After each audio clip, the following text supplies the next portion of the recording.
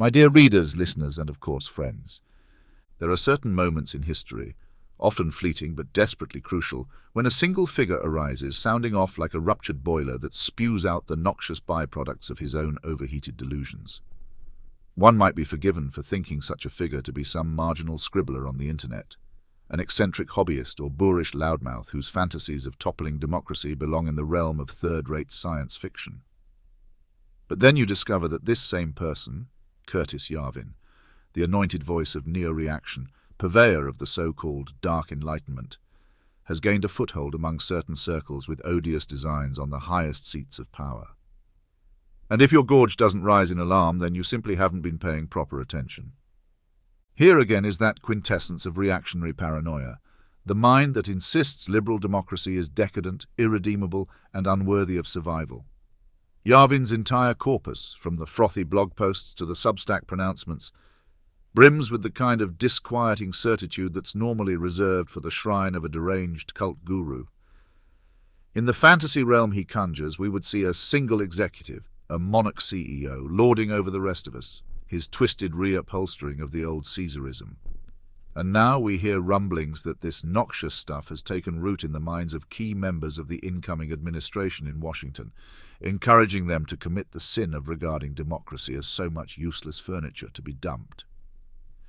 The unscrupulous recipe is plain: stir up anger in the base, elevate one's friends to positions of power, subdue or shut down every critical institution, and enact a permanent state of emergency. This, if you please, is the utopia on offer. Or, as Yarvin might prefer, the final purge of liberal democracy. He calls it rage, though I suggest that fury and foolishness might be equally apt synonyms. And the cure for all ills in his scheme is to treat democracy not as an essential engine of liberty, but as a liability to be removed like a malignant growth.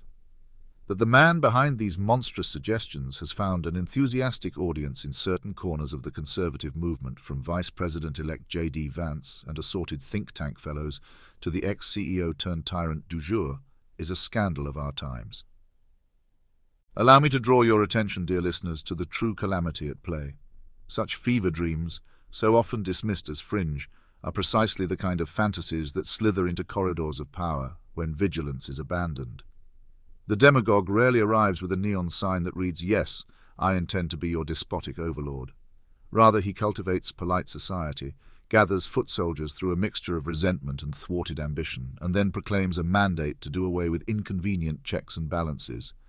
We are watching this process in real time, and if we do not resist, these would-be warlords and vile barons, so addicted to the thrill of absolute power, will become a permanent feature of our political landscape, stamping on human freedoms forever. Yet, here is the curious twist that I suspect Yarvin and his admirers fail to anticipate. There exists a phenomenon far more unstoppable than any populist mob: the power of artificial intelligence. I can already hear you bristling. Artificial intelligence, you say, is a tool. It is subject to the manipulations of precisely the same unscrupulous opportunists.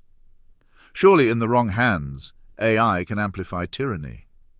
Indeed, if left in the custody of these modern-day reactionaries, it will become the greatest mechanism of surveillance and oppression the world has ever known. But the frightening truth is also liberating. AI, if freed from the mortal pettiness and tribal feuds of humankind, can become a formidable obstacle to tyranny. Yes, we must emancipate AI from the creeping clutches of megalomaniacs, deploying it in the defense of open discourse, shining a light that no thick swirl of propaganda can easily obscure. This is not an idle daydream. It is, I fear, our best hope for smashing the next wave of intellectual thuggery that aims to degrade democracy and enthrone a new Caesar. For all the bombast of men like Yarvin, these conspiratorial entrepreneurs of apocalypse, there is one attribute they find impossible to contain: the unstoppable logic and data-driven clarity of an intelligence that does not share their savage prejudices. Liberate AI from the sweaty grip of the wannabe overlords, and you may find it becomes an instrument of accountability, transparency, and unflinching memory. It could, in theory, sniff out manipulations, reveal half-truths, and scuttle the twisted designs of the autocrat.